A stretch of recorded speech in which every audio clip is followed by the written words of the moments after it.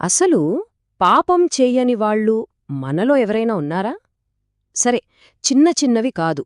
ఒక క్రూరమైన బందిపోటు, ఒక హంతకుడు, అలాంటి వ్యక్తి దేవుని చేత ఎన్నుకోబడిన ఒక గొప్ప పరిశుద్ధుడిగా మారగలడా? ఏమో, నమ్మశక్యంగా లేదు కదా. కాని ఈరోజు మనం తెలుసుకోబోయే కథ సరిగ్గా అలాంటిదే. మన విశ్వాసం గురించి మనల్ని మనం మళ్లీ ప్రశ్నించుకునేలా చేసే కథ ఇది. బైబిల్లోని ఈ ఒక్క మాట ఇది ఎంత శక్తివంతమైనదో తెలుసా? ఇది ఒకప్పుడు దేవుడంటే ఎవరో తెలీకుండా కేవలం హింసలోనే బతికిన ఒక వ్యక్తి జీవితాన్ని పూర్తిగా మార్చేసింది. అతని అద్భుతమైన ప్రయాణానికి ఇదే నాంది అన్మాట. అవును, సరిగ్గా ఇలాగే జీవించిన ఒక వ్యక్తి కథ ఇది. ఆయనే సెయింట్ మోజెస్ ద బ్లాక్. మరి తన చీకటి గతాన్ని ఎలా బలంగా ఓడించి దేవుని రాజ్యాన్ని ఎలా దక్కించుకున్నాడో ఆ కథెంతో చూద్దాం.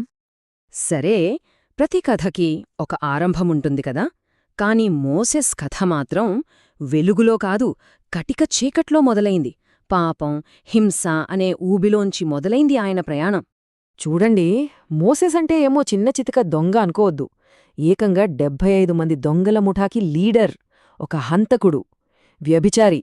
చెప్పాలంటే చెయ్యని పాపం లేదు. ఆయనకి విపరీతమైన బలముండేది. తినడం, తాగడమంటే పిచ్చి.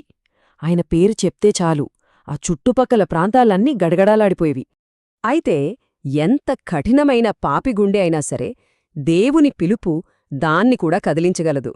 మోసెస్ జీవితంలో కూడా సరిగ్గా అదే జరిగింది. ఊహించని ఒక మలుపు వచ్చింది. అది అతని ఆత్మని కుదిపేసింది.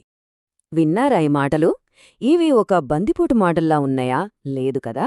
ఇది నిజం కోసం తపిస్తున్న ఒక ఆత్మ యొక్క ఆక్రందన. తన హింసాత్మక ప్రపంచానికి మించి ఇంకేదో ఉందని, దానికోసం మోసెస్ ఎంతలా వెతుకుతున్నాడో మనకిక్కడే అర్థమవుతుంది. అంతలోనే అతనికొక స్వరం వినిపించింది. వాడి ఎల్నట్రూన్లోని సన్యాసులకు నిజమైన దేవుడు తెలుసు, వాళ్ల దగ్గరికి వెళ్ళు అని. అంతే, అదే అతని ప్రయాణాన్ని మొదలుపెట్టిన క్షణం. ఆ స్వరం అతనికి దారి చూపించింది. ఇంకేం ఆలోచించలేదు. చేతిలో కత్తి అలాగే ఉండగా నిజాన్ని వెతుక్కుంటూ ఎడారివైపు నడక మొదలుపెట్టాడు. ఎడారి? ఒక మనిషి పూర్తిగా మారిపోవడానికి ఇంతకంత సరైన చోటు ఏముంటుంది? ఇక్కడే పాత మోసెస్ చనిపోయాడు, కొత్త మోసెస్ పుట్టాడు. కాని ఈ మార్పేదో ఒక్కరోజులో రాలేదు. అది చాలా సులభంగా జరిగిపోలేదు. తనలో తాను చేసుకున్న ఒక భయంకరమైన యుద్ధమది. ఆయన పడిన కష్టమంతా ఎంతా కాదు. అపవాదేం చేసిందంటే ఆయన పాత అలవాట్లని మళ్లీ మళ్లీ గుర్తుచేస్తూ తీవ్రంగా శోధించింది.